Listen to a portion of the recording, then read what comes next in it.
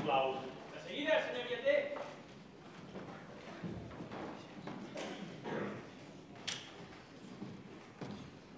Jo et presento a la meva filla, l'Anabel, de la que et demano disculpes. En soc conscient de que no te recordo. Tant de gust, senyoreta Anabel. No em diguis senyoreta. Anabel, està bé. Anabel, esclar. La meva filla acaba d'arribar de París i estarà un temps aquí a Gràcia. Ja has vist que aquests darrers dies jo he vingut un poc pel taller. He aprofitat per ensenyar-li la ciutat i per anar a Montserrat. I quants dies diu que s'hi estarà amb vostè, Anabel? Una setmana, potser un mes. La veritat és que no ho sé.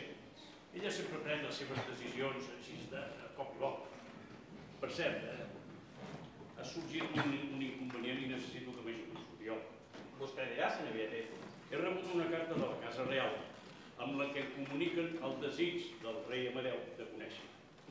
Es veu que va fer una visita protocolària al Congrés dels Diputats. Li van ensenyar el meu rellotge i em vol conèixer personalment. Així que avui agafo el tren cap a Madrid.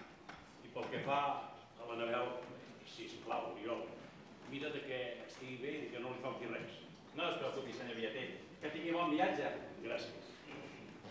Anabel, filla, m'ajudes a fer la maleta?